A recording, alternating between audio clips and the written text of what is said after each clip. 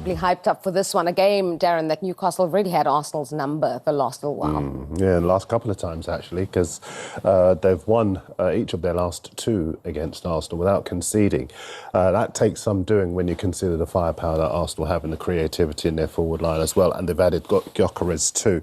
But as far as Newcastle are concerned, the question is the right one, because they're still sore from losing Isak. But Voltemada's come in, Nick Voltemada, and he's done a little bit just to ease that pain.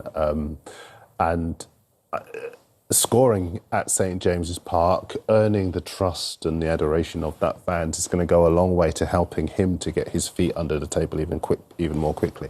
But I think in this game, Newcastle are going to really have to be at their defensive best, because Arsenal will come at them, and they've got the weaponry to be able to do that. And they've got that creativity in midfield as well. This is going to be a very, very tight game, and I don't think there'll be one goal in this one. What I find interesting, I was at St James's Park for the first time last week, completely blown away by the place, by the way. Great energy. But Eddie Howe went for Anthony Gordon instead of Nick Voltemada, and he just, played his first game and he scored his first goal. Gordon suspended at the time, so wasn't playing domestically. Now my question is, what does he do this weekend? Will we see both of them in the lineup because Gordon's back from suspension? I think it's possible we could see both of them in the lineup. I think they both offer different things, which also is why Eddie Howe might make a decision to go with one more than the other. I think, obviously, we saw Gordon playing the 9 against Liverpool, and I think that the intensity and the pace he can offer them in that position, when you can imagine a lot of the game at times, or there could be moments in the game where they suffer out of possession, they might need that sort of pace and intensity. I think that may be the reason why he goes with Gordon. Also, Gordon knows the opposition, a bit of familiarity. That said, Voltemada's come in, he's done really well, he's exciting, it's a home game.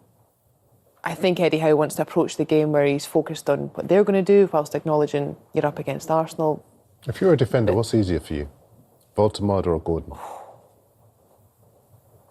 I mean, I don't think either are easier. I would probably say, for me, I wouldn't have enjoyed playing up against someone like Gordon, where you just constantly know they have that pace is just never ending, and you constantly know that even in situations whereby, you clear a ball and you think I'm more favourable to get this, they know someone with that amount of pace. That said, Voltemada is not, physically he has the attributes as well. You don't play in the Premier League without a level of high speed running capacity. That sprint distance as well is important. So I would expect probably both will feature. Likely both will be on the pitch at the same point at some time. Yeah, I think a lot of us were wondering if he was a stopgap, because of everything that was going on around Newcastle and their search for that number 9. But Gordon spoke, I think, after one of the first games he played there, and said, well, he's kind of enjoying that, and he gave the impression that he wasn't just doing it in the moment because they needed someone to fill that position. It's somewhere that he maybe wants to go. Yeah, absolutely. I mean, since he signed for them, he's set up a goal for his country in the Germany win over Northern Ireland, and he scored a goal himself. And the reason why I think I would have played him in that game in Europe, because momentum is everything, as we all know, in football. But also, in this game, I would play him because his height is an obvious strength, and Arsenal are so very good at set pieces. But he's got terrific touch. It's the one thing that struck me from looking at games he's played in and doing research and looking at the games in which he's been effective. His touch is excellent. And so, and actually it was through that ability to release players that he was able to set up Serge Gnabry to score for Germany against Northern Ireland.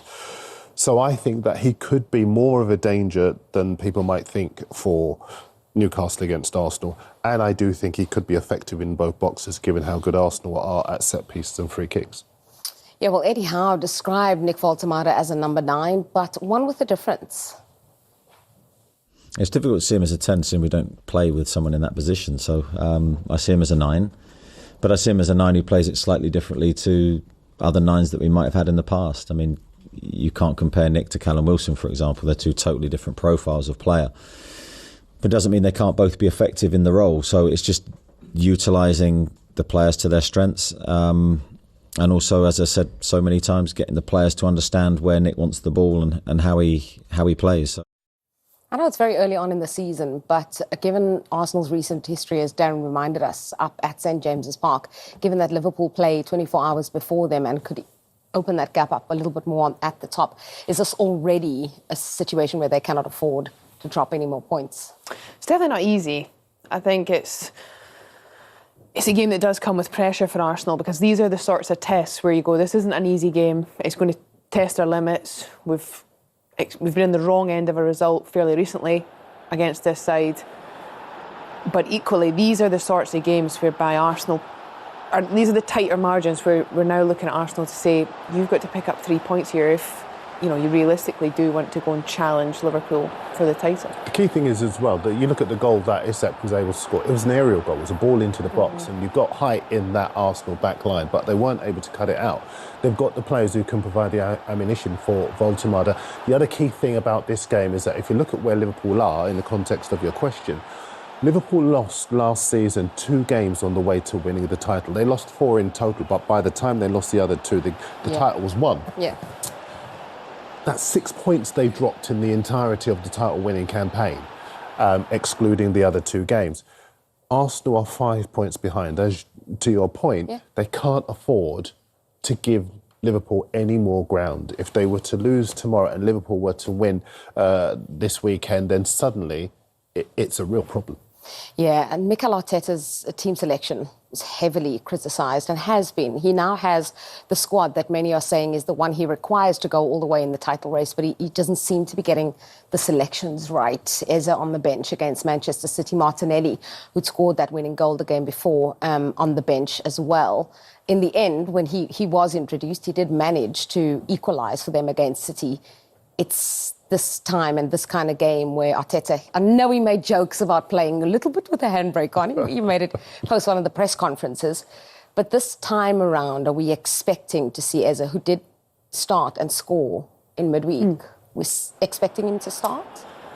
I mean, to expect, I think, is something that's probably difficult to say. And I think some of this criticism is really harsh, because we need to remember that we only see the Arsenal team on a match day, and Mikel Arteta's working with them day in, day out. There's different reasons why you start players, and nowadays, as everyone keeps saying, your bench is absolutely pivotal. I mean, that was a great goal late on in the game. Those, for me, are the moments where actually you go, yeah, this is why we do have the depth. We make the changes. Players are motivated to go on and try and take advantage of that. No player wants to be a sub, but we are in a situation now where you play for the top clubs. You have to understand there will be other players that will also, you typically have 2 players in every position, and everyone wants to start. Everyone's good enough to start, but only half of you can. Yeah. So that's sort of the nature of it, and therefore it's up to Mikel Arteta to pick who he wants. I think some of the criticism is harsh for me, because he's very articulate.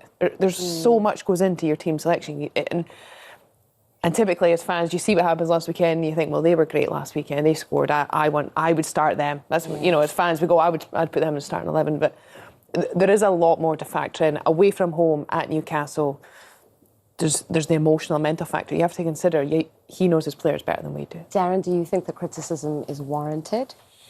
No, I don't actually. I think he's got a terrific squad of players, and it is about managing the players. It's about managing their minutes. It's about making sure that the injury problems that really did cost him last season, and even as threatening this season, people forget Saka's had his problems. Maduiki's having his problems now. Havertz has had his problems. And actually, the way they've been able to respond to those problems, Mosquera came in for Saliba in the Liverpool game. In midfield, Zubimendi's been outstanding. So people don't feel the loss of Havertz as much as they would have done. And before Mosquera was injured, he too was able to deputise for Saka. And the fact that they can call on Eze on top of all of that says that the buying policy has been really good. So he's got to manage those minutes. And also, the other thing is Martinelli's been more effective coming on as a sub rather than starting games too. So in many respects, I'm with you. I think that I look at Arteta and sometimes he looks like a bit of a haunted man, because Arsenal have a huge fan base, a huge worldwide digital fan base. And every time there is a misstep for them, for a club that is desperate to win the league, Arteta gets it. He knows he doesn't have that much room for manoeuvre. So I feel a little bit of sympathy for him, but I think he's trying to do the right thing. If you were Martinelli and you'd scored 2 crucial goals in 2 big games in the league to help get your side a point or points, would you be raging that you weren't in the starting 11?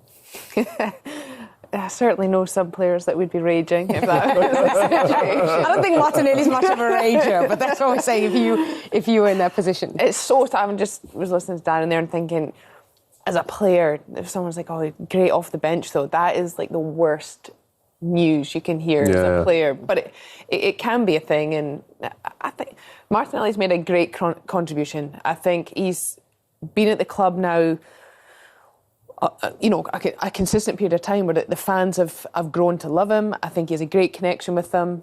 He's made big impacts in enough games now where people know what he's about. I think there's probably still some question marks over, can you do it a little more consistently? So the fact he's managed to do that, yes, I think he's definitely asking the right questions to Mikel Arteta.